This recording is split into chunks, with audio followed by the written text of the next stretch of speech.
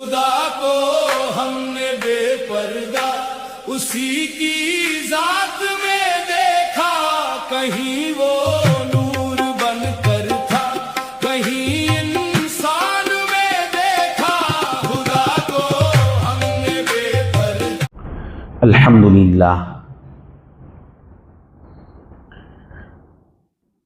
अल्हम्दुलिल्लाहि नहमदुहु व नस्तईनुहु व नस्तगफिरुहु व नु'मिनु बिही व नतवक्कलु अलैहि व नऊज़ु बिल्लाहि मिन शुरूरि अंफुसिना व मिन सय्यिआति अअमालिना मन यहदिहिल्लाहु फला मुदिल्ल लहु व मन युद्लिलहु फला हादिय लहु व नशहदु अन ला इलाहा इल्लल्लाहु वहदहु ला शरीक लहु व नशहदु अन्न सय्यिदना व नबिय्यना व मौलाना मुहम्मदन अब्दुहु व रसूलुहु अरसलहु बिलहक़्क़ि बशीरन व नज़ीरा सल्लल्लाहु तआला अलैहि व अला आलिहि व अस्हाबिहि व बारक व सल्लम तस्लीमन कसीरन कसीरा। अम्मा बाद, क़ाल अल्लाहु तबारक व तआला फ़िल क़ुरआनिल मजीद फ़अऊज़ु बिल्लाहि मिनश शैतानिर रजीम बिस्मिल्लाहिर रहमानिर रहीम।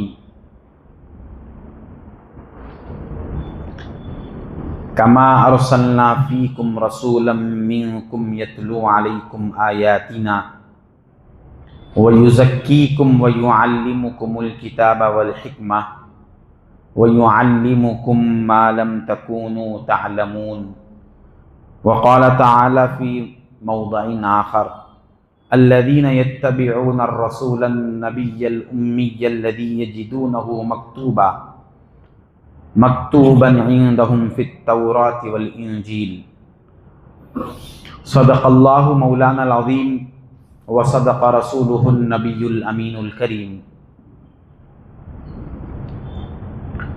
वरवल इमामुल बुखारी अन उमर इब्नुल ख़त्ताब रज़ियल्लाहु तआला अन्नहु क़ाल क़ाम रसूलुल्लाहि सल्लल्लाहु अलैहि वसल्लम मक़ामन फ़अख़बरना अन बदइल ख़ल्क़ हत्ता यदख़ुल अहलुल जन्नति मनाज़िलहुम व अहलुन नारि मनाज़िलहुम फ़हफ़िज़ ज़ालिका मन हफ़िज़हु व नसियहु मन नसियहु।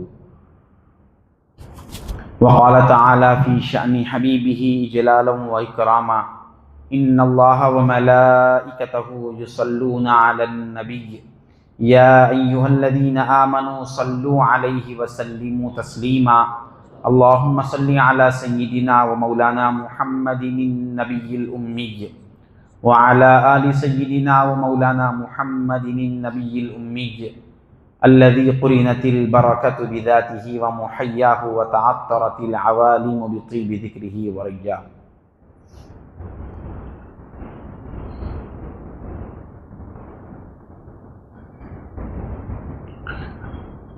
अस्सलामु अलैकुम व रहमतुल्लाहि व बरकातुहू। बुज़ुर्गान मिल्लत, अज़ीज़ान मुहतरम, अल्लाह जल्ल शानुहु व अम्मन वालुहु का बेइंतहा शुक्र है। उसने हमें सरकार दो जहां सल्लल्लाहु अलैहि व आलिहि व सहबिही वसल्लम के उम्मत बाबरका में पैदा फरमाया और इस पैदाइश पर हमें बेइंतहा फ़ख्र अज़ीम इनायत फरमाया। अल्लाह का बेइंतहा हम पर एहसान है कि वो अपने महबूब के मिलाद के उन्वान से 12 रोज़ा मजालिस में हमें शिरकत करने की तौफ़ीक़ अता फरमाई।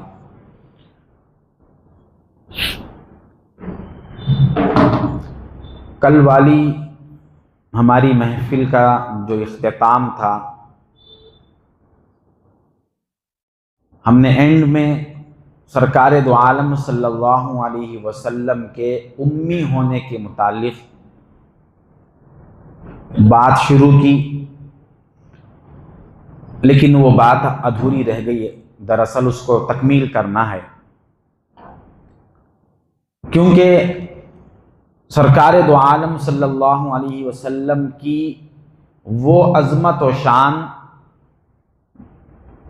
जो खल्क़ खुदा में बेमिसल व बेमिसाल है, उनमें से हुजूर का उम्मी होना है। हुजूर की खुसूसियात में से है, अगरचे के लोग इसको अलग अलग तरीक़ों से गलत अंदाज में भी समझ गए हैं। उम्मी का आम मतलब है अनपढ़, जो कभी किसी के पास पढ़ा नहीं है। लेकिन इसका जब इसको जब सरकार दो आलम सल्लल्लाहु अलैहि वसल्लम की ज़ात से निस्बत देंगे तो इसके माने कुछ और होते हैं। आज हम इसके माने पर गौर करेंगे कि इस लफ्ज़ उम्मी की क्या मानवियत है, और उसके साथ हम सरकार दो आलम सल्लल्लाहु अलैहि वसल्लम के ज़ात में जो अल्लाह ताला उलूम रखा, जो इल्म रखा, उस इल्म को हर एतबार से हम मुताला करेंगे। आज उस पर मुज़ाकरा करेंगे कि हुजूर का इल्म एक तरफ रखकर कंपेयर करेंगे, उसको रखते हुए हम ये देखेंगे कि क्या ये इल्म रखने वाला उम्मी के अनपढ़ होने वाले माने पर फिट हो सकता है। इस बात पे हम गौर करेंगे। पहली बात, अल्लाह तबारक व तआला ने कुरान करीम में जहां हुजूर के नाम के साथ उम्मी का लफ्ज़ इस्तेमाल फरमाया, उसके पैराग्राफ को हम देखेंगे। इरशाद फरमाया, अल्लज़ीना यत्तबिऊना रसूलन नबिय्यल उम्मी, जो लोग पैरवी करते हैं, पीछे चलते हैं उस रसूल के जो उम्मी नबी है। अगर यहां जो लफ्ज अल्लाह इस्तेमाल किया है, कहीं भी सिर्फ अलाहिदा तौर पर लफ्ज उम्मी को अल्लाह इस्तेमाल नहीं किया, अनपढ़ कहकर उसी एक लफ्ज को, वर्ड को इस्तेमाल नहीं किया, उसके साथ नबी के लफ्ज को भी अल्लाह तबारक व तआला एडिशनल बयान किया। कोई नबी का मतलब क्या है? अब नबी के भी माने पर गौर करेंगे, उम्मी के माने पर भी गौर करेंगे। नबी कहते हैं गैब की खबर बताने वाले को। गैब की खबर खुद एक इल्म है। नबी उम्मी कहने के बाद वो जिसके पास गैब की खबर हो वो अनपढ़ है, ये माना यहां पर फिट नहीं हो रहा। और उसके साथ साथ अल्लाह ये कह रहा है, जो लोग इस नबी की पैरवी करेंगे, इनके बताए हुए रास्ते पर चलेंगे, यानी ये साबित कर रहे हैं कि हम ऐसे नबी को भेज रहे हैं कि लोगों को जरूरी है कि वो उनके रास्ते को इख्तियार करे, उनको फॉलो करे। उनकी पैरवी और इताअत और इत्तिबा हर आदमी पर हम वाजिब कर देंगे। ऐसे रसूल उम्मी को भेजेंगे हम। अब यहां उम्मी का माना अनपढ़ का लेंगे तो फौरन सवाल होगा कि भाई जो बिल्कुल कहीं कुछ पढ़ा नहीं है, हम उसकी बात कैसे सुनेंगे, उसकी पैरवी, उसको कैसे फॉलो करेंगे? फॉलो उसको करते हैं जिसको सब कुछ मालूम हो और अच्छी तरह से यकीनी तौर पर मालूम हो, तो हम उसको फॉलो करेंगे। वो शख्स जो पहले से ही जानता नहीं, पढ़ा लिखा नहीं है, उसको कोई फॉलो नहीं करेंगे। तो ये किसी भी एतबार से देखेंगे तो उम्मी के माने में अनपढ़ का माना फिट नहीं होगा। फिर अल्लाह तबारक व तआला ये लफ्ज को इस्तेमाल करके बताना क्या चाहते हैं? जब अनपढ़ का माना नहीं है, एक एतबार से यहां अनपढ़ का माना फिट हो सकता है, तो फिर यहां ये लफ्ज अल्लाह तबारक व तआला क्या मतलब लेना चाहते हैं? तो अब अरबी में का जो लफ्ज आता है, उम्मी का लफ्ज, इसका एक तो ट्रांसलेशन अलग है, मीनिंग अलग है। ट्रांसलेशन करने वाला उसको जो समझ में आया वो सेंटेंस को फिल करने की कोशिश करता है, वो अपना जो माना है उसमें मिक्स कर देता है ट्रांसलेटर। अब वो ट्रांसलेशन को हम लेकर उसका वर्ड टू वर्ड मीनिंग लेंगे, तो अगर वर्ड टू वर्ड ट्रांसलेशन दोनों के दरमियान मुताबकत हो, जोड़ हो, तो फिर वो माना सही होगा। अब लफ्ज उम्मी का वर्ड टू वर्ड माना क्या है उस पर गौर करेंगे। अरबी में कहते हैं, उम्मी का जो लफ्ज में जो असल वो लफ्ज जहां से पैदा हुआ, वो कहते हैं ऐसे जगह को जहां से कई चीजें जन्म लेती है, फूटती है, पैदा होती है। जैसे मां को भी अरबी में कहते हैं। मां को अरबी में कहते हैं इसलिए कि बच्चे, औलाद जो है उसके पेट से जन्म लेते हैं, पैदा होते हैं, इसीलिए मां को कहते हैं। आप ये इससे और सादा चीज, जिसके पीछे सारे लोग आते हैं, जिससे जन्म होते हैं, जिससे एक बड़ी कौम साथ होती है, उसको अरबी में कहते हैं। जैसे ये कुरान करीम में सूरह फातिहा को उम्मुल किताब कहते हैं, यानी पूरे किताब की माँ है। माँ का मतलब यहां पर भी कहने का मतलब सूरह फातिहा को यह है कि पूरा कुरान सूरह फातिहा के अंदर जमा है। सूरह फातिहा पर गौर करेंगे तो पूरा कुरान सूरह फातिहा के अंदर आ जाएगा। सूरह फातिहा में ऐसे वसी तरीन माने हैं।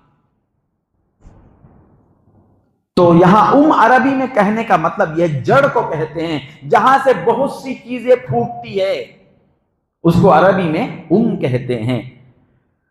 अब उसके साथ या इस एतबार से माना यह हुआ, हुजूर पाक सल्लल्लाहु अलैहि वसल्लम को यह लफ्ज देने का मतलब यह हुआ कि मेरे महबूब की जात ऐसी है कि सारी मखलूक आपके जड़ से अल्लाह तबारक व तआला निकाला है। सारी मखलूक की जो जड़ है, असल है, सारी मखलूक जहां से पैदा हुई, जहां से फूटती है, सारी जिस तरह मां औलाद को जन्म देने, औलाद वहां से निकलने की जगह है, बिल्कुल उसी तरह सरकार दो आलम सल्लल्लाहु अलैहि वसल्लम सारी कायनात आपके नूर से पैदा होकर, आप सारी कायनात के पैदा होने के सबब है, आप वजह तखलीक कौनो मका है। ये इस लफ्ज उम्मी के माने में निकलता है। तो ये अल्लाह ताला बता रहा है कि दीगर अंबिया तो आए हैं, मगर इस नबी की खुसूसियत ये है कि इस नबी से अल्लाह ताला सारी कायनात को पैदा किया। उम्मी का ये मतलब हुआ, एक ये मतलब हुआ। दूसरा मतलब उम्मी का ये है जिसके अंदर सारी चीजें जमा होती हो। एक मतलब जिससे सारी चीजें निकलती हो और सारी चीजें उसके अंदर जमा होती हो। ये दो माने इसमें है। हुजूर से फिर सारी कायनात निकलने के बाद अलग नहीं हो गई, फिर सारे उलूम हुजूर के अंदर है जात में। ये माना कहां से आया? सारे चीजें जहां जमा होते हैं, सारे चीजें जमा होने का ये माना में कहां से आ गया? जैसे देखिए अल्लाह तबारक व तआला ने मदीने मुनव्वरा को तो मदीने का नाम रखा, मक्के को अल्लाह ताला ने उम्मुल कुरा कहा। उम्मुल कुरा यानी सारे करियों के मां है।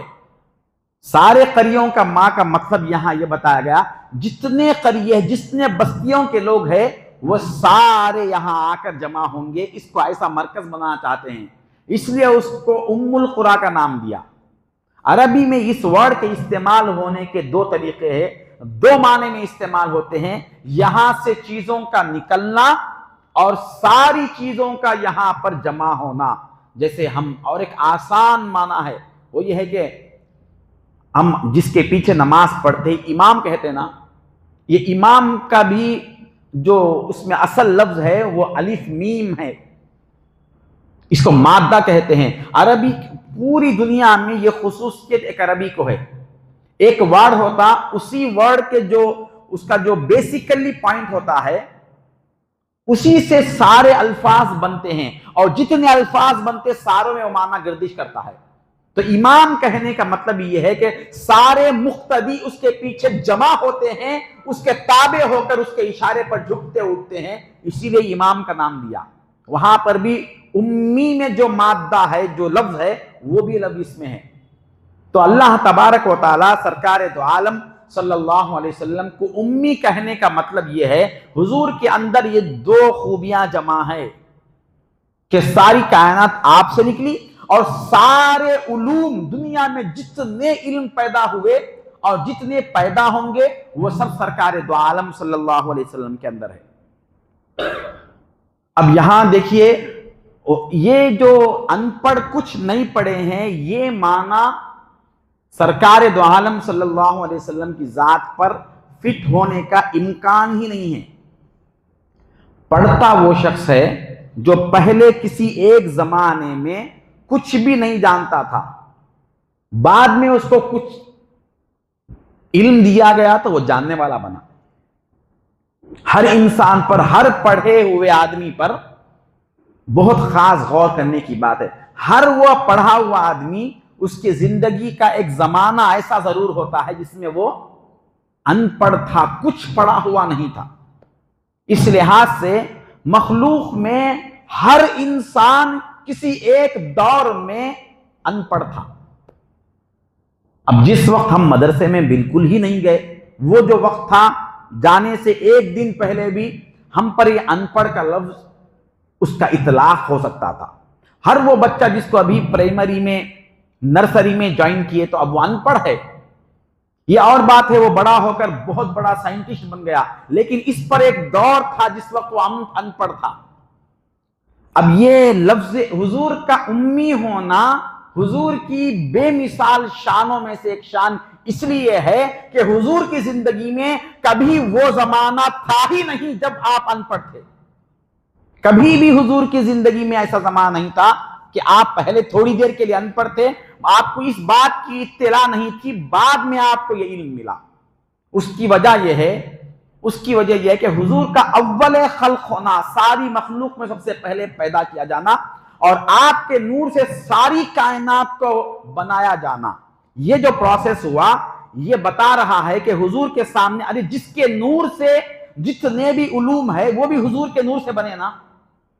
जितने इल्म है, जितने फन है, जितनी भी चीजें हैं वो हुजूर के नूर से बने। जिसके नूर से जो बने हैं, क्या उसको खुद नहीं मालूम कि ये क्या बना है मेरे नूर से? ये तो नामुमकिन बात है। जब भी कोई इल्म बना, किसी फन को इल्म का नाम दिया गया, तो उसको इल्म का नाम देने से पहले हुजूर को मालूम है कि ये इल्म अब बन रहा है। पहले हुजूर को मालूम हुआ कि ये इल्म है, फिर उसके बाद वो इल्म बना। वो चीज जिसको पढ़ना है, पढ़ाया जाना है, हुजूर को मालूम हुआ कि ये एक पढ़ी जाने वाली चीज है, उसके बाद उसको पढ़े जाने का मकाम मिला। अब फिर हुजूर के अनपढ़ होना, नामालूम होना, ये कोई मतलब ही नहीं है। इसीलिए खुतबे के दौरान एक आये करीमा की तिलावत की गई है। आख तबारक व तआला इसमें इरशाद पर एक हदीस मैं सुनाया हूं, इसमें बुखारी शरीफ के हवाले से हजरत सय्यदना उमर फारूक रज़ी अल्लाह तआला अन्हु इरशाद फरमाते हैं कि हम सरकार के ज़माने में एक दौर, एक दिन वो भी था कि सरकार दो आलम सल्लल्लाहु अलैहि वसल्लम फजर की नमाज पढ़ाने के बाद मिंबर पर तशरीफ लाए और खुतबा दिए। जोहर तक ये बयान चला, फिर जोहर की नमाज हुई, फिर मिंबर पर तशरीफ ले गए, फिर बयान किए असर तक, फिर असर से मगरिब तक, फिर मगरिब से इशा तक, पूरा दिन बयान हुआ। क़ाम रसूलुल्लाहि मक़ामन फ़अख़बरना अन बदइल ख़ल्क़ हत्ता यदख़ुल अहलुल जन्नति मनाज़िलहुम व अहलुन नारि मनाज़िलहुम फ़हफ़िज़ ज़ालिका मन हफ़िज़हु व नसियहु मन नसियहु। अब ये बयान का मौजू, सब्जेक्ट क्या था? इतना बयान हुजूर कौन से सब्जेक्ट पे किए हैं? तो हजरत उमर फारूक रजी अल्लाह ताला अन्हु इरशाद फरमाते हैं कि जब से मखलूक की पैदाइश की इब्तिदा हुई, फ़अख़बरना अन बदइल ख़ल्क़ि, मखलूक जहां से पैदा हुई वहां से जो कुछ हुआ वो सब बयान करना शुरू किया हुजूर। इब्तिदा तो बयान का ये था, इंतहा क्या था? अब बयान करते करते कहां तक बयान किए? फिर क़यामत के दिन हिसाब व किताब के बाद जब जन्नती जन्नत में जाएंगे और जहन्नमी जहन्नम में जाएंगे, वहां तक बयान कर दिए। अब बताइए, अब कोई चीज बाकी रह गई? अब कौन कह सकता है कि हुजूर को यह नहीं मालूम? अब अनपढ़ कहने के लिए कोई किसी को गुंजाइश है, हुजूर को यह नहीं मालूम।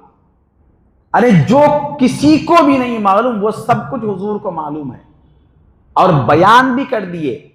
इतना बयान किया, हजरत उमर फरमाते हैं फ़हफ़िज़ ज़ालिका मन हफ़िज़हु, जो याद कर सके, जितना याद कर सके उतना ही याद करे उन बातों को।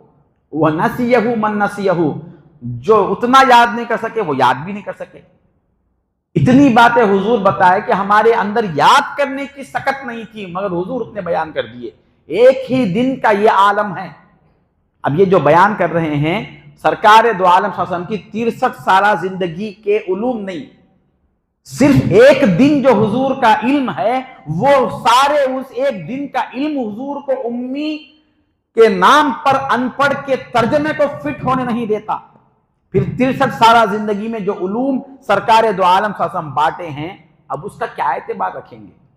उसको हुजूर के कौन से शान में हम गिनेंगे? अब सरकार दो आलम, अब आम एक तो मुसलमानों का एक गुमराह तबका है जो हुजूर को इस अनपढ़ वाले लफ्ज से नौज़ुबिल्लाह ताबीर करते हैं। और बाहर भी दीगर दूसरे कौमों में भी सरकार दो आलम सल्लल्लाहु अलैहि वसल्लम के बारे में ये बात आम तौर पे हल्के अंदाज से मजाक में कह देते हैं। वो तो मक्के में पैदा हुए और मदीने को गए और वहां उनका विसाल हो गया, दुनिया को देखे ही नहीं फिर कर। दुनिया के जो अजूबे, हमारे पास भी वही बात है ना। अब अपने शेखी बगाना है, मैं वहां गया, मैं वो मुल्क देखा, वो कंट्री गया, वहां ऐसा था, यहाँ ऐसा था, ये बताकर हम साबित करना चाहते हैं कि मैं इतना बड़ा इंटेलेक्चुअल हूं, इतना एजुकेटेड हूं, मैं ये बताना चाहते हैं। हालांकि इस तरह से दुनिया भर फिरना उसके होशियार होने की अलामत नहीं है, वो उसकी फितरत की चीज होती है। लोग सादे से अंदाज में हुजूर को ये कह देते हैं, बहुत से लोग, और बदकिस्मती से अक्सरियत मुसलमानों की यही समझती है कि सरकार दो आलम सल्लल्लाहु अलैहि वसल्लम को सिर्फ नमाज रोजा इबादत के हद तक मालूमात है, उसके अलावा इंसानी जिंदगी के दीगर जो उमूर है उससे हुजूर को क्या ताल्लुक।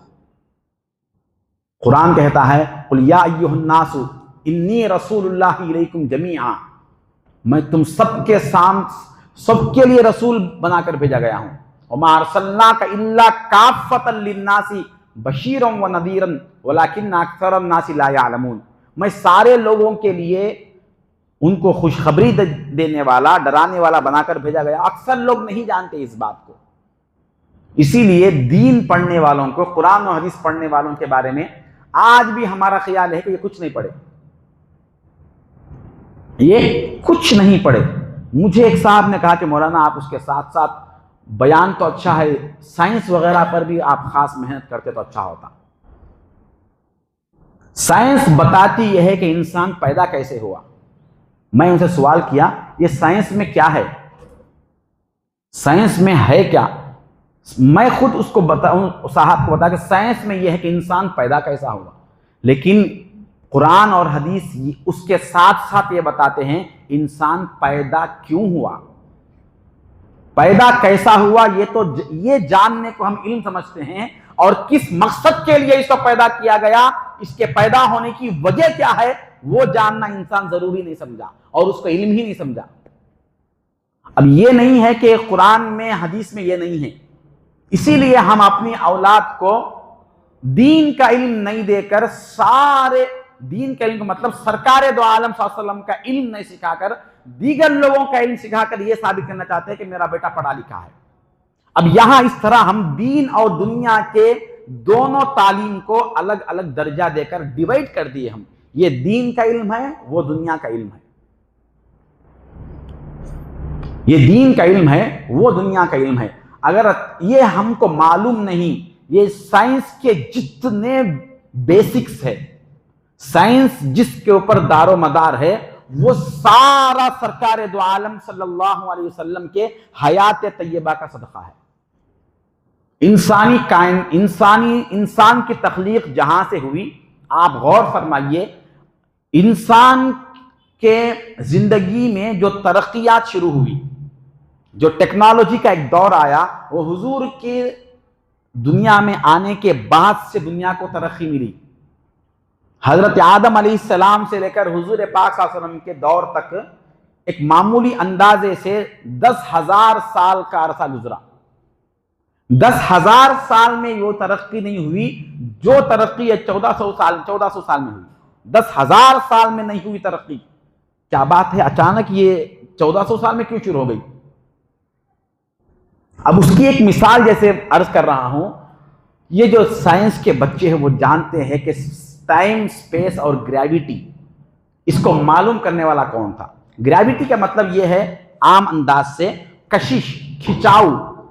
वो जो जमीन के दरमियान और आसमान के ऊपर जितने प्लैनेट्स है, वो ये दो के दरमियान जो खिंचाव है, ग्रेविटी है, इसको सबसे पहले मालूम करने वाला न्यूटन है। आम ये बात है हमारे दरमियान। अब इसी को सब सर झुकाकर कबूल कर लिए। अब हदीस पाक में है, हुजूर इरशाद फरमाते हैं, हुजूर का इल्म देखिए, सरकार दो आलम सल्लल्लाहु अलैहि वसल्लम का इल्म सिर्फ नमाज, रोजे, ज़कात के हद तक नहीं था, सिर्फ इबादत सिखाने के लिए नहीं आए। इंसानी जिंदगी और कायनात के हर इल्म का मुकम्मल नक्शा सरकार दो आलम के पास था। हुजूर इरशाद फरमाते हैं, सयाती ला तक़ूम अस्सा ला तक़ूमुस्साअतु हत्ता यतक़ारबज़्ज़मान, क़यामत उस वक्त तक नहीं आएगी जब तक के जमाना सिमट कर आ जाएगा। क़यामत के करीब ऐसा दौर आएगा कि ग्रेविटी सिस्टम में रैपिड फोर्स शुरू हो जाएगा। ये जो कशिश है, दिन का छोटा हो जाना, साल का छोटा हो जाना, ये क़यामत की निशानियां है। हुजूर इरशाद फरमाते हैं और तकूनुस्सनतु कश्शहरी, इतना करीब हो जाएगा, दिन जमाना इतना छोटा हो जाएगा आपस में कि एक साल एक महीने की तरह नजर आएगा। वश्शहरु कल जुमुआती, और एक महीना एक हफ्ते की तरह, जुमे से जुमे के दरमियान जितना वक्त होता है उतना महीना महसूस होने लगेगा। एक महीना एक हफ्ते की तरह गुजर जाएगा। व तकूनुस्सनतु कल यौम व तकूनुल जुमुआतु कल यौम, और एक हफ्ता एक दिन की तरह हो जाएगा। वल यौमु कस्साअ, और एक दिन जो है एक घंटे की तरह हो जाएगा। व तकूनुस्साअतु कदिरमतिन नहार, कदिरमतिन नार, और वो एक घंटा जो है ऐसा गुजर जाएगा जैसे एक चिंगारी आग से निकलकर खत्म हो जाती है। वो जमाना आ जाएगा। यानी दुनिया जब से शुरू हुई थी, ग्रेविटी सिस्टम बहुत दूर को था, साल गुजरने के लिए ज्यादा वक्त लग जाता था। अब जैसे जैसे दुनिया खत्म पे आएगी, क़यामत करीब होगी, तो साल और दिन और घंटों के दरमियान का जो फासला है वो कम होता तो महसूस करोगे। क्या आज वो महसूस नहीं कर रहे हम? ये इस तरह से होगा कायनात में। ये बताया सबसे पहले कौन है? यतक़ारबज़्ज़मान का मतलब ये है, इस ये लफ्ज कहकर हुजूर एक ग्रेविटी का तस्वुर दे रहे हैं। एक कशिश है दिनों के दरमियान, ये जमीन के दरमियान और सूरज के दरमियान ये जो गर्दिश है, इनकी गर्दिशें कम होने लगेगी, वक्त जल्द से जल्द खत्म होने लगेगा। ये एक जमाना है। सरकारे दो आलम को ये इल्म कहां से मिला? मक्के से बाहर नहीं गया। ये एक मिसाल नहीं, यहां तक के हुजूर अपने जमाने में क़यामत तक आने वाले जितने पेशन गोया सुनाए हैं, कोई नहीं सुनाए। हुजूर के इल्म का मकाम यह था, जो गुजर गया वो भी सुनाए, जो गुजर रहा है वो भी सुनाए थे, और जो क़यामत तक और जन्नत में लोग जाने तक गुजरने वाला है वो भी हुजूर ने सुना दिया। अब ये जो टेक्नोलॉजी इस तरह की बढ़ने वाली है, अहादीस भरी पड़ी है, कसरत से हुजूर ने फरमाया एक जमाना आएगा। हुजूर इरशाद फरमाते, हजरत अब्दुल्लाह बिन अम्र बिन आस रज़ी अल्लाह तआला अन्हु रिवायत फरमाते हैं, मैंने अपने वालिद से सुना, हुजूर ने इरशाद फरमाया, सयाती ज़मानुन अलन नास, लोगों पर एक जमाना, एक दौर वो भी आएगा। हुजूर फरमा रहे हैं,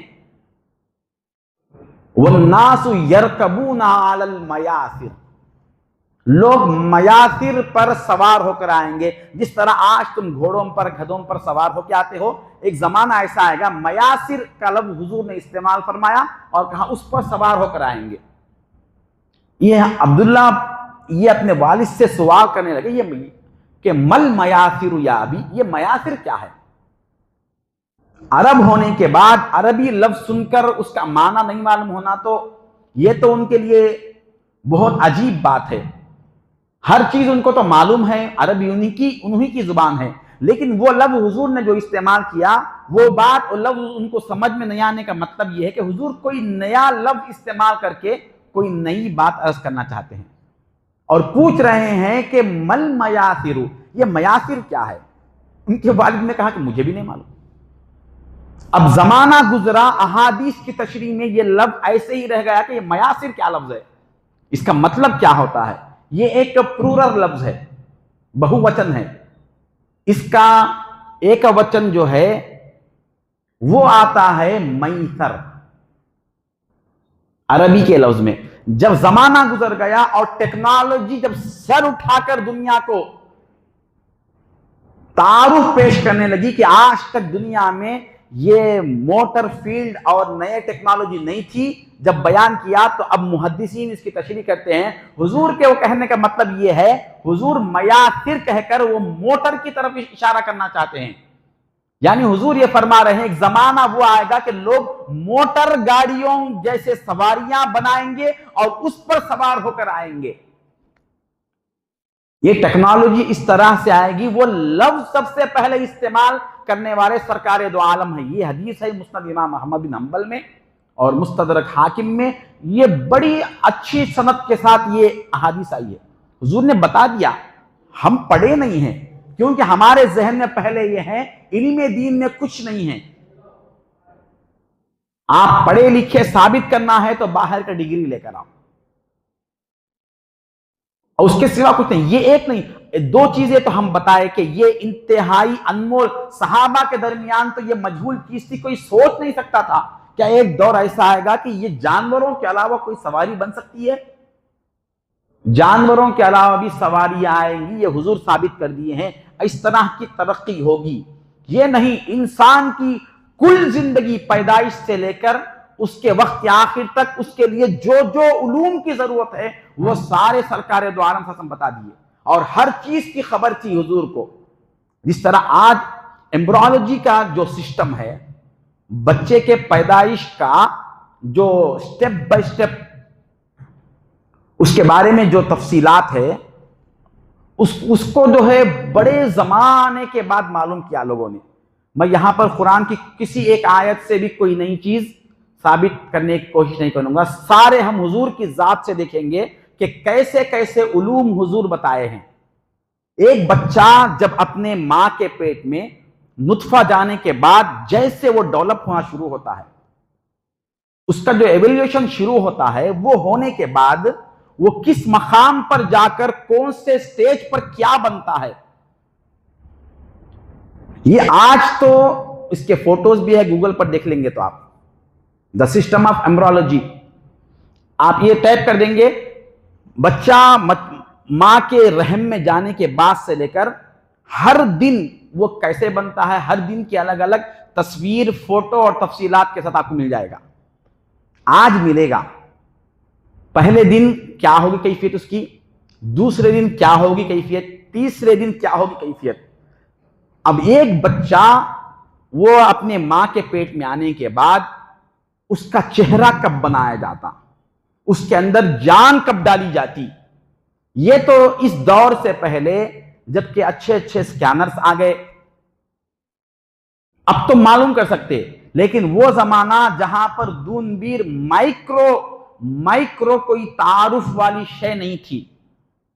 अब हुजूर पाक इरशाद फरमा रहे हैं, जब बच्चा मां के पेट में 40 पर 2 42 दिन का होता है, हुजूर फरमाते हैं 42 दिन का होता है, तो अल्लाह तबारक व तआला उसकी सूरत को 42वें रात को बनाता है। ये हुजूर फरमा रहे हैं। इज़ा मर्रा इस्नानी इज़ा मर्रा सिंतानी व अर्बऊन लैलन फबाअसल्लाहु मलकन फसव्वरहु। हदीस में है, हुजूर फरमाते हैं जब 42 दिन का बच्चा होता है तो अल्लाह तबारक व तआला एक फरिश्ते को भेजता है, फिर अल्लाह अपने हाथ से उसके चेहरे को बनाता है। अगर 42वें दिन से पहले 41वें दिन 40 पर 1 में दिन का अगर कोई स्कैन करा कर देखे तो वो बच्चे की सूरत नजर नहीं आएगी। अगर उसको कोई स्कैन कराकर किसी को बताए तो कोई ये कंफर्म नहीं कर सकता कि ये इंसान का बच्चा है, ये जानवर है, ये परिंदा है, ये क्या है, कोई फर्क नहीं कर सकता।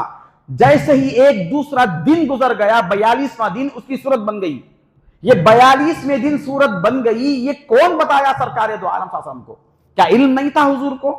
क्या हुजूर का इल्म कमजोर? जो हम दूरबीन रखकर और नए नए स्कैनर्स रखकर देखकर जो लोग स्कैनरों के मदद से ये बताते हैं, वो तो पढ़े लिखे है, वो तो इंटेलेक्चुअल है, एजुकेटेड है, वेल एजुकेटेड है।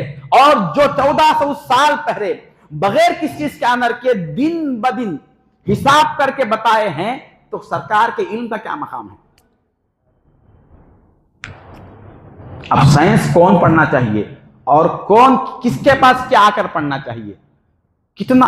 अब ये 42वें दिन सूरत बनती है, कहने का मतलब ये है हुजूर को पूरे 42 जब से पैदा हुआ सभी हुजूर को मालूम है। इसीलिए तो ये कह रहे हैं कि 42वें दिन ये हुआ। और जान कब आती है उसके अंदर, जान डालने वाले को मालूम। और जिसके नूर से वो जान बनी है उसको मालूम। हुजूर इरशाद फरमाते हैं 4 महीने 120 दिन जैसे ही गुजरते हैं अल्लाह ताला उसके अंदर रूह को डालते हैं।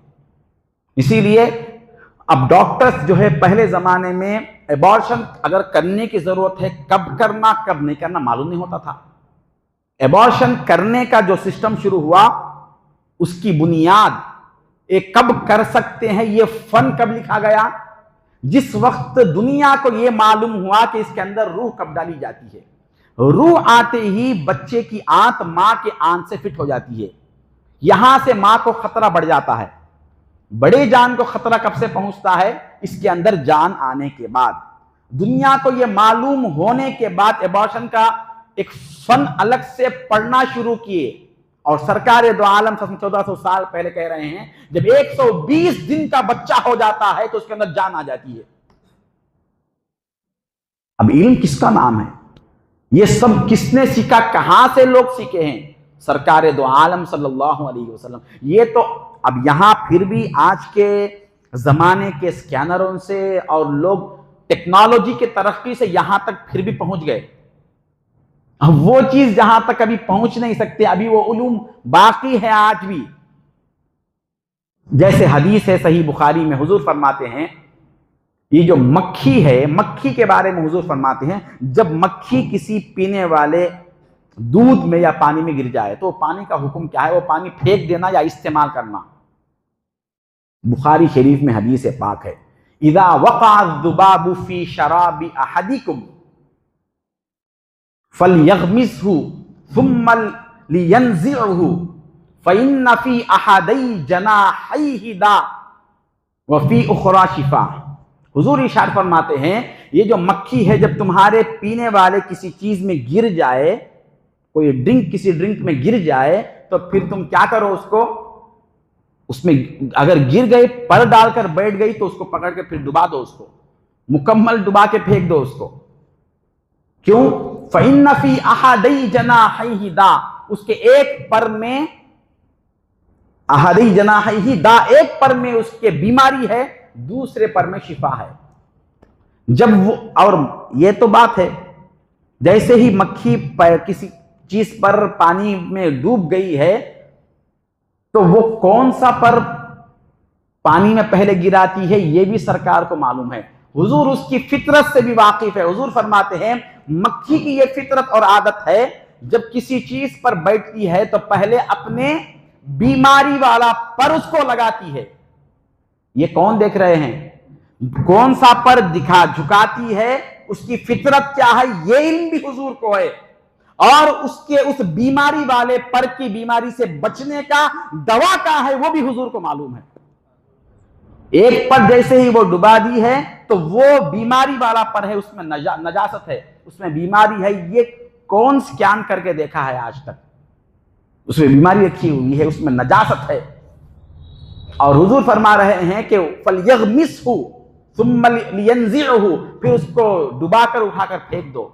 अब वो जो बीमारी है डुबाने की वजह से उसका दूसरा शिफा वाला भी पर उसमें गिर जाने की वजह से वो बीमारी खत्म हो जाएगी।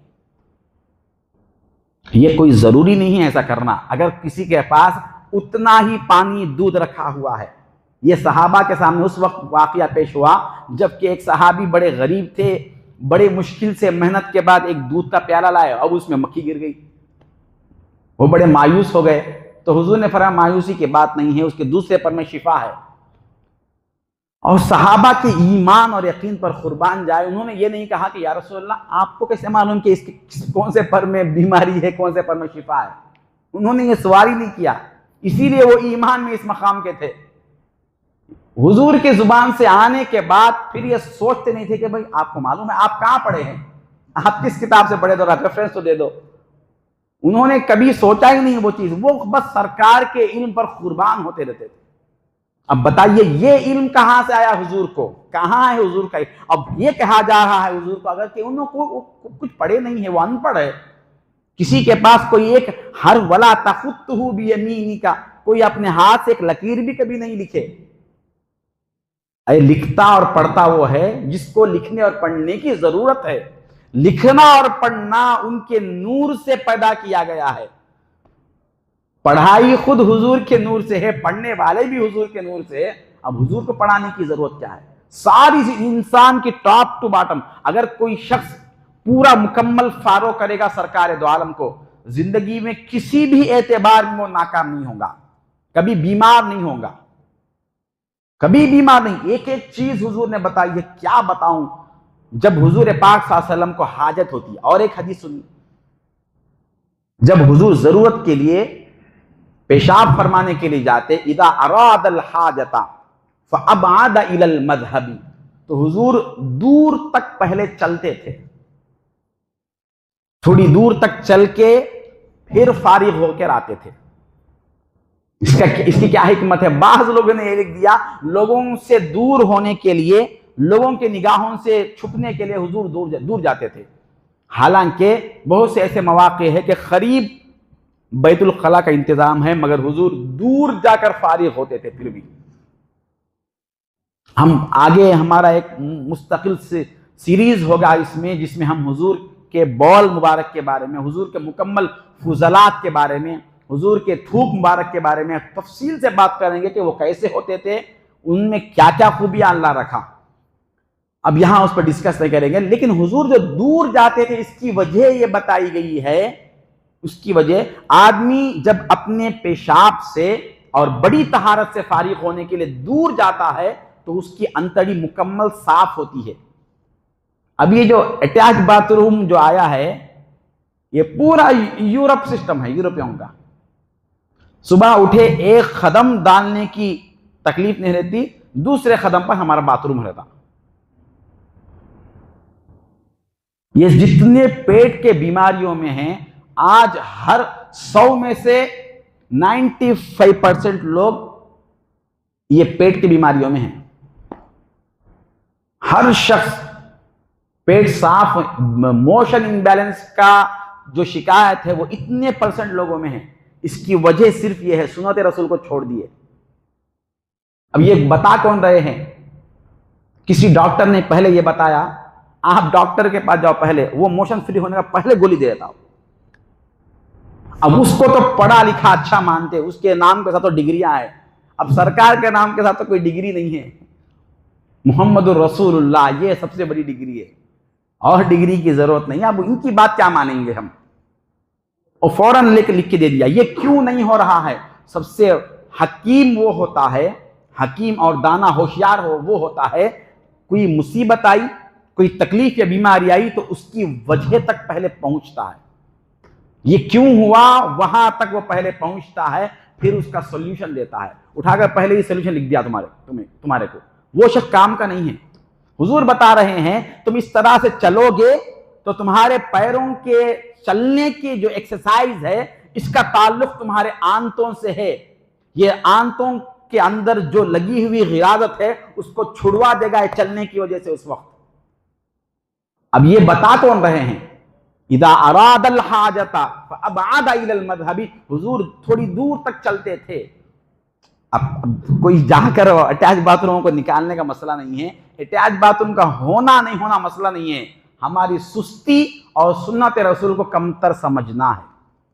तब भी थोड़ी दूर चल के जाइए ना, उधर से इधर। कहां से आए हैं ये सारी चीजें? अब हुजूर की सीरत का एक अनमोल, जो शायद नहीं सुने होंगे, एक बात आपके गोशे गुजार करता हूं, हुजूर अपनी जिंदगी में कभी बीमार नहीं हुए,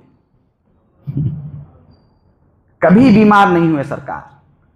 वक्त आखिर जब हुआ हुजूर का 3 दिन पहले, जब शदीद बुखार हुआ, बस उससे पहले जिंदगी में कभी किसी भी तरह का, कभी सरदर्द हो गया, कभी पेट खराब हो गया, कभी हुजूर का पेट और सीना दोनों बराबर होते, सवीयुल सदरी वल बत्नी, दो बराबर होते थे। हमारा सीना तो यहां है, पेट तो वहां है दहलीज पे। हुजूर को ये पसंद नहीं था।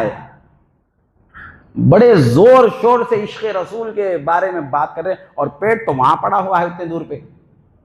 एक सहाबी का बड़ा पेट था, हुजूर ने उसमें उंगली चुबा कर कहा, ये अंदर होता तो क्या अच्छा होता था।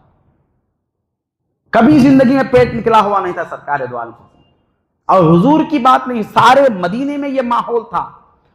एक ऐसे डॉक्टर, अब आज हमारे पास हालत क्या है, डॉक्टर बहुत ज्यादा है,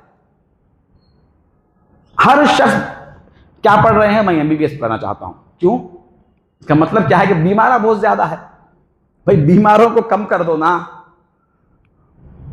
बीमारों को कम कर दो ना। हमारे शेख थे, उनको एक साहब ने मेडिकल शॉप के ओपनिंग के लिए बुलाया,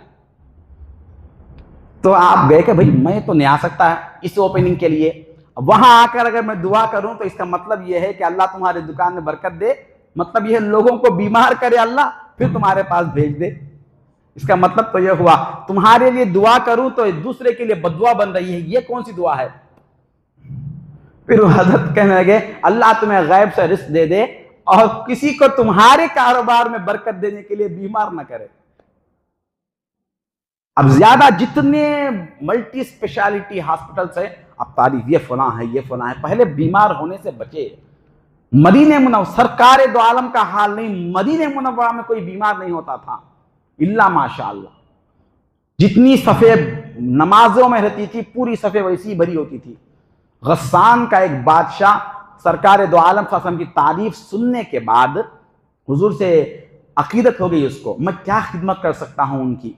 वहां पर हकीम बहुत ज्यादा थे उसके पास, उसने हुजूर की खिदमत में तोहफे के तौर पर एक हकीम को भेजा, डॉक्टर को भेजा, जाओ कम से कम ये काम आ जाएंगे।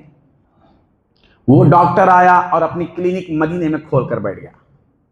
1 महीना मुकम्मल गुजर गया, एक पेशेंट नहीं आया उसको, एक पेशेंट नहीं आया। सबसे ज्यादा इन्वेस्टमेंट जो हो रहा है आज हॉस्पिटल्स पे हो रहा।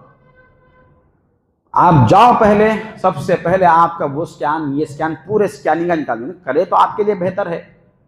जब तक आपका स्कैनिंग नहीं होगा रिपोर्ट नहीं आएगा। वैसे भी कानून बन गया, जब तक आप बीमारी को नहीं पहचानेंगे गोली नहीं देख सकते। हमने अपने बहुत से लोगों को देखा दवाखाने को जाकर और बीमार हो के आ रहे लोग। ये सब नहुसत है। एक सुन्नत रसूल को छोड़े हम। वो हकीम आया 1 महीना मदीने मुनव्वरा में रहा और फिर हुजूर के पास आकर कहने लगा मुझे इजाजत दीजिए, मैं वापस जाऊंगा, यहां अगर रहूंगा तो बीमार मैं हो जाऊंगा। ना मुझे खाने के लिए कुछ मिल रहा है, ना रोटी की कोई गुंजाइश है। जो पैसा ला लिया वो तो महीने में खत्म हो गए, बीमार मैं हूंगा। अब वो लोग साखों से रहते थे मगर बीमार नहीं होते थे। आज हम पेट भर के खाने के बाद बीमार है और खाने की वजह से बीमार है। हुजूर का ये मामूल मुबारक था, मगरिब से पहले खा लेते थे। चराग की रोशनी में खाना मना है, हुजूर ने फरमाया। चराग की रोशनी में खाने का मतलब चराग बंद करके बुझा के खाना, यानी चराग जिस वक्त तुम्हें सुलगाने की नौबत आती है उससे पहले खाना खत्म कर दो। अब यहां तो आपके विजयवाड़े को अल्लाह हिफाजत करे, वो जब से वो ईट स्ट्रीट लगा है ना, बर्बादी आ गई यहां पर। आप 12 बजे जाइए, जो शख्स 12 बजे खाना खाएगा, आप बताइए वो कभी जिंदगी में सेहतमंद हो सकता? अब ये जितने भी खा रहे ना, बड़ी बड़ी गाड़ियों में आके वो गाड़ी वहां खड़ा के जाके खा रहा हुआ और पढ़े लिखे नजर आ रहे। ये पढ़े लिखे है या दुनिया के बदतरीन जाहिल है, जिसको खाना किस वक्त खाना नहीं मालूम, किस वक्त खाने से खाना हजम होता है नहीं मालूम, वो कौन सा पढ़ा लिखा है? लेट नाइट डिनर उसका नाम अच्छा है, बोलने में नाम अच्छा है। और बेड कॉफी, उठते ही हाथ मुंह धोए बगैर पीना, ये बड़ा तबरुक वाला कॉफी है।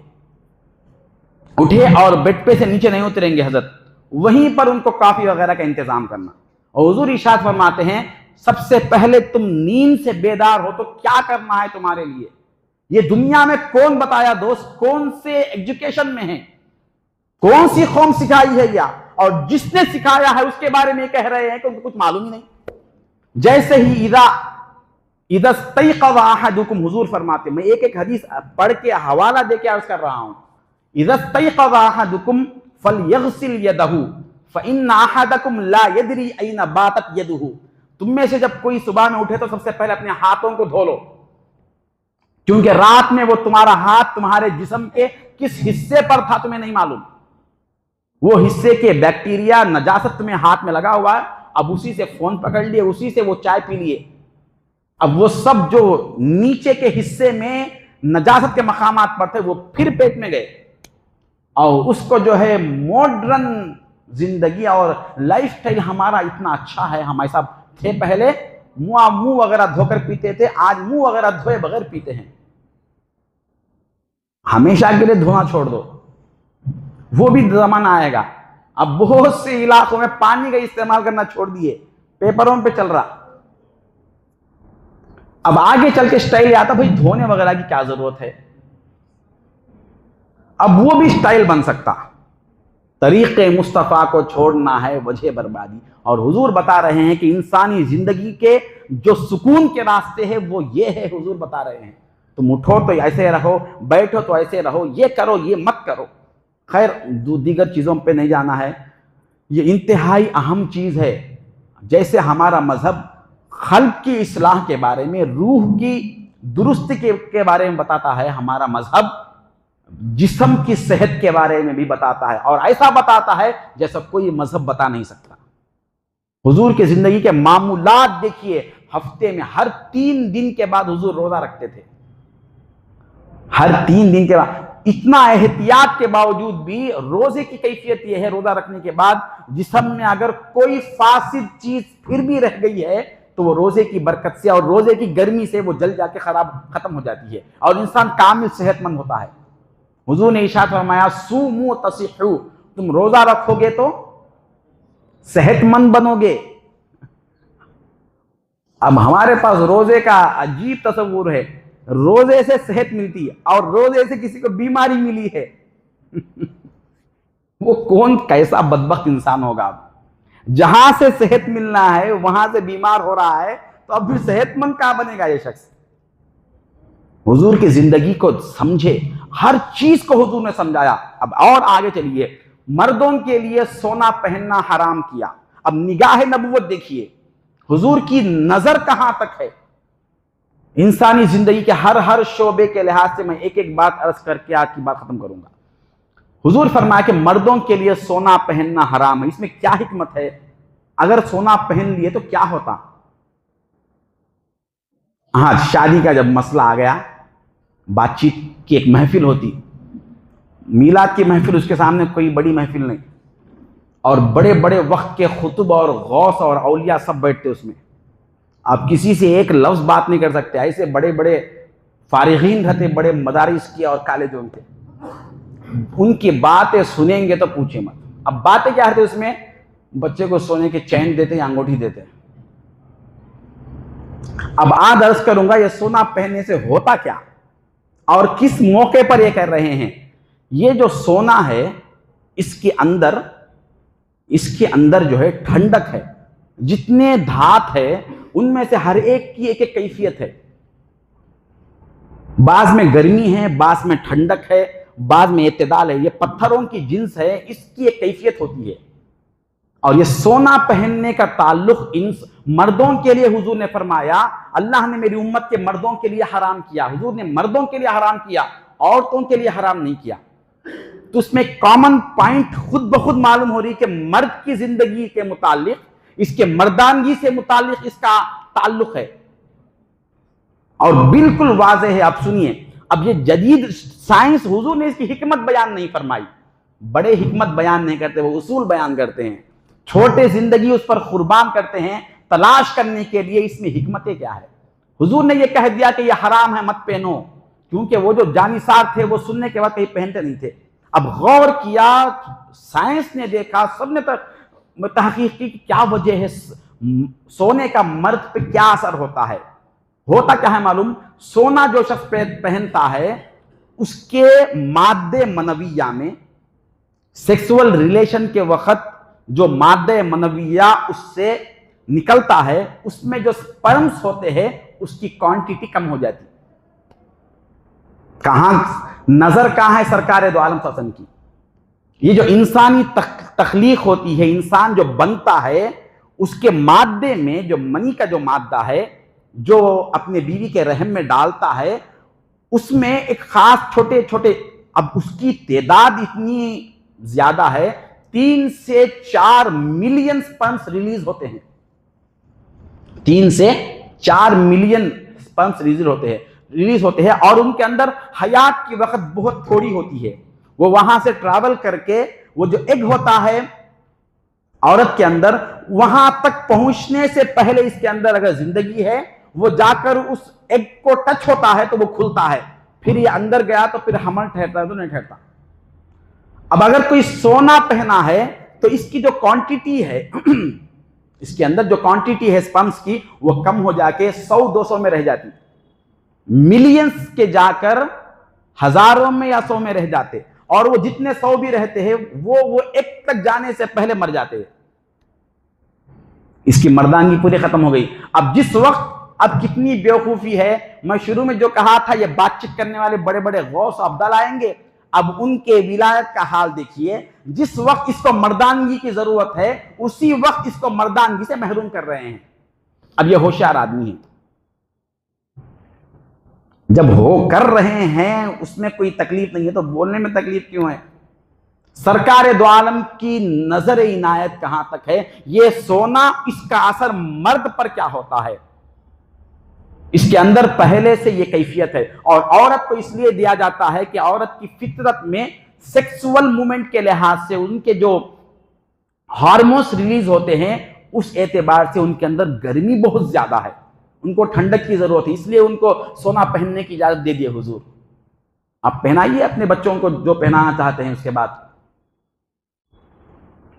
वो, अब उसके अलावा अगर अंगूठी भी पहनना है उसकी मिकदार बताए सरकार के 4.5 माशे से कम होना।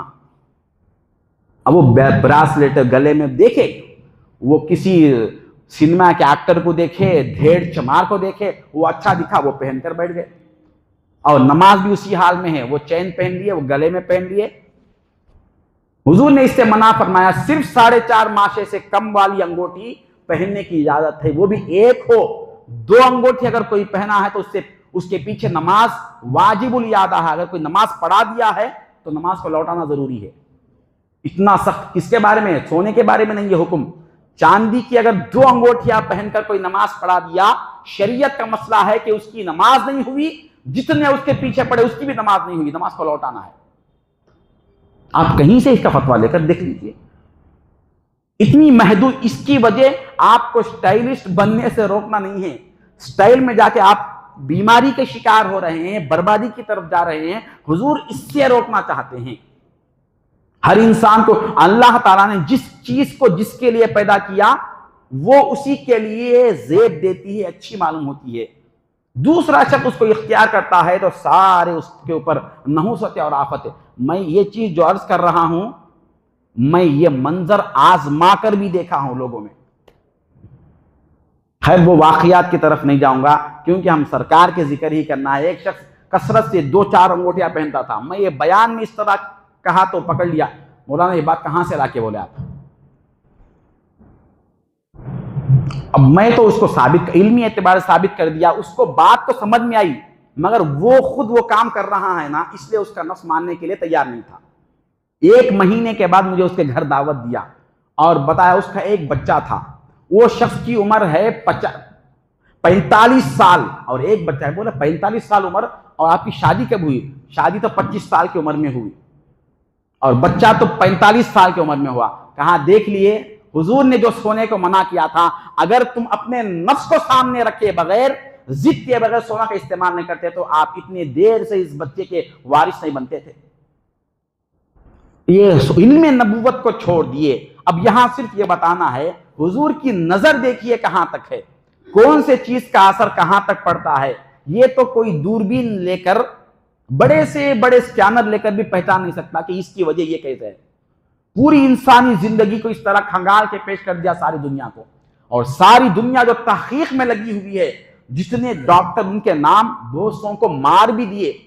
एक बहुत बड़ी जमात डॉक्टरों की, कुछ ईमानदार भी है ईसाई होने के बावजूद, उन्होंने हुजूर की सुन्नतों पर, रोजमर्रा जिंदगी में जो हुजूर का मामूल है उन सारों पर तहकीक करने के लिए रिसर्च सेंटर्स कायम किए और उनमें से कसरत से वो डॉक्टर PhD इस्लाम कबूल करना शुरू किए।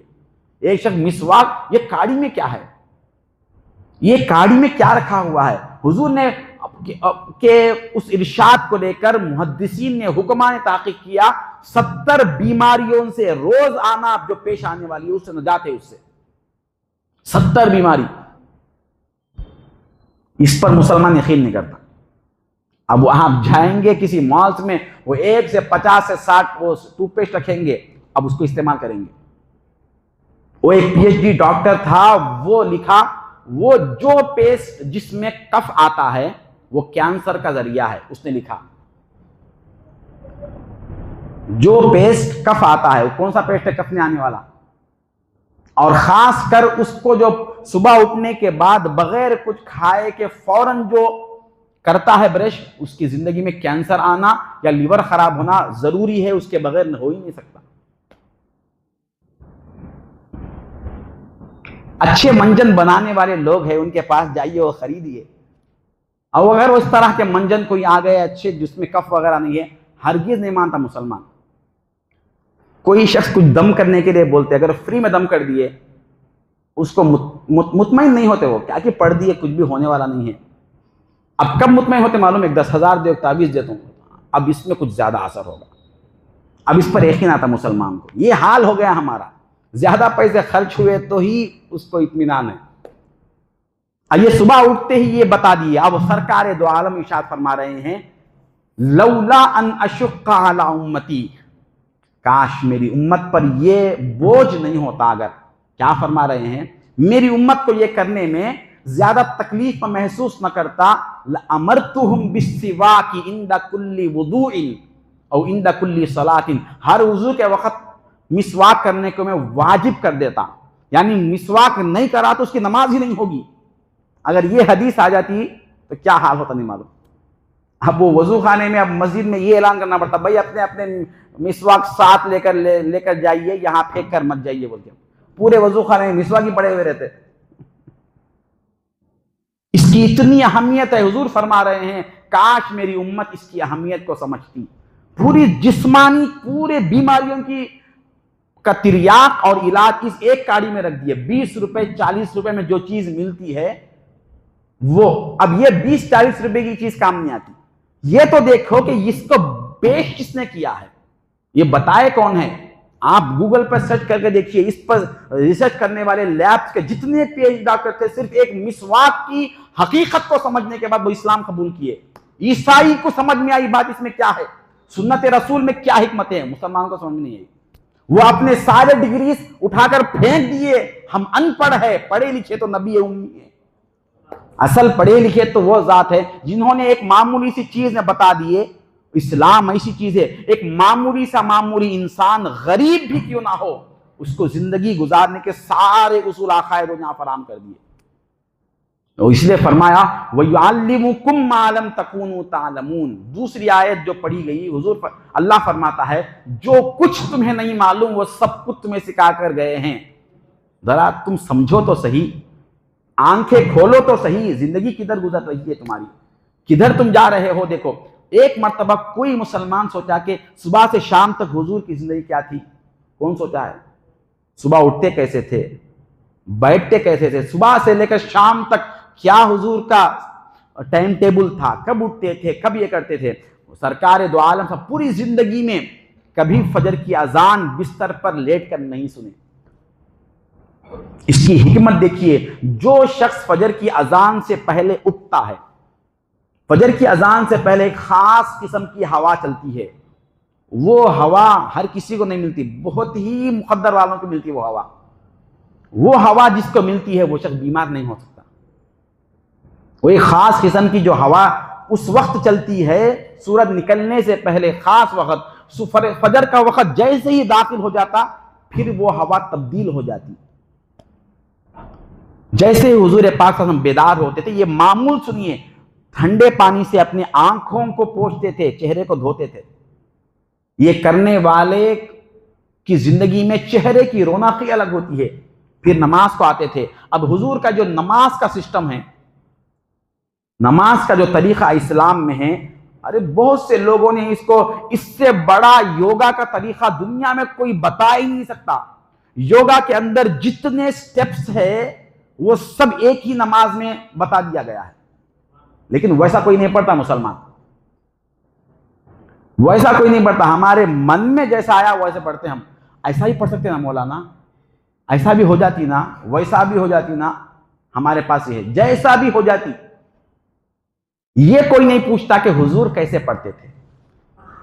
ऐसा भी पढ़े तो हो जाती ना मौलाना, पढ़ते पढ़ते ऐसा भूल गया था, हो जाती ना नमाज। हाँ हो जाती, चलो वैसे ही तो हर चीज तो भूलने की आदत ही है, पैदाइशी भुलक्कड़ है, अब क्या करेंगे। हुजूर कैसे पढ़ते थे वो एतबार से पढ़ने वाला आज कोई एक मुसलमान नहीं है। अब सुबह उठ के आने वाला कौन है? यहूदियों के किताब में ये लिखा हुआ है, आज भी जो तहरीफ शुदा तौरात है उसमें लिखा हुआ है, जिस वक्त मस्जिदों में फजर की नमाज को जुमे की तादाद आ जाएगी, यहूदी दुनिया से मिट जाएंगे। वो तो मस्त है, हम तो इंटरनेट इनके हवाले कर दिए, ये तो कभी फजर के वक्त मस्जिदों को भर नहीं सकते, रात भर तो उसके सामने है। अब ये हुजूर का मामूल देखिए, फिर नमाज फजर अदा करने के बाद हुजूर चहलकदमी के लिए जाते थे सहाबा के साथ, वो ठंडी हवा वगैरह लेते थे। हुजूर के मामूलात ये होते थे, फिर घर तशरीफ ले जाते थे। अगर कुछ होता बहुत देर से नाश्ता फरमाते थे हुजूर, नाश्ता बहुत देर से, तो दरमियान में जितना ज्यादा फास्टिंग का पीरियड हमें मिलता उतना सेहतमंद इंसान होता।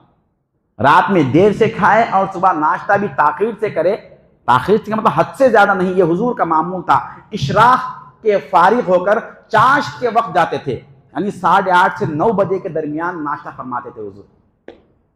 एक एक बात आजमा कर देख लीजिए। फिर उसके बाद हुजूर पाक सल्लल्लाहु अलैहि वसल्लम का मामूल जोहर तक तालीम और तरबियत का होता था। जोहर से पहले या जोहर के बाद थोड़ी देर के लिए कैलूला करते थे, सोते थे। वो 20 मिनट सोने का मतलब ये नहीं है 2-2, 3-3 घंटे सो गए तो खत्म। अब 20 मिनट से 40 मिनट तक दिन की नींद, अगर कोई 40 मिनट या घंटे से ज्यादा किसी को हो रही है, हाजत हो रही है, वो शख्स बीमार है। 20 से 40 मिनट तक कभी नींद नहीं लगती भी तो सिर्फ ऐसे पड़े रहते थे अपने बिस्तर पर, ये सेहतमंद आदमी की अलामत है। सुबह 8 बजे तक सो गए और दिन भर नहीं सोए, ये शख्स बीमार होगा। अचानक आती बीमारी, फिर सेहतमंद नहीं हो सकता। फिर सरकार दो आलम सल्लल्लाहु अलैहि वसल्लम असर तक तालीम तरबियत दीगर मामूलात होते वो कर लेते। असर की नमाज हो जाती, फिर असर से मगरिब के दरमियान इबादत में तस्बीह हो, तिलावत और जिक्र में होते, और आखिर मगरिब से थोड़ी देर पहले घर जाते और जो खाने के लिए होता वो तनावुल फरमा लेते हुजूर। और खाने का तरतीब ये थी, खाने से पहले मुस्तकिल हुजूर पहले फ्रूट्स मेवे होते थे वो खाते थे, उसके बाद रोटी वगैरह इस्तेमाल करते थे। और रोटी खाने का अंदाजा 3 उंगलियों से हुजूर लेते थे। क्या मतलब है 3 उंगली का मतलब? 3 उंगलियों से ही खाना नहीं है, 3 उंगलियों में जितना आता है खाना उतना थोड़ा खाना, यह मतलब है। उंगलियां कितने इस्तेमाल करना यह मतलब नहीं है, मिकदार मतलब है। खाना इतना खाते थे। अब वो हकीम का जो वाकया मैं छोड़ दिया था, भूल गया, वो हकीम जो सरकार के पास आया, मैं 1 महीना तुम्हारे दरमियान था, कोई बीमार नहीं हो, क्या बात है? हुजूर ने फरमाया, हम जब तक भूख नहीं लगती खाना नहीं खाते।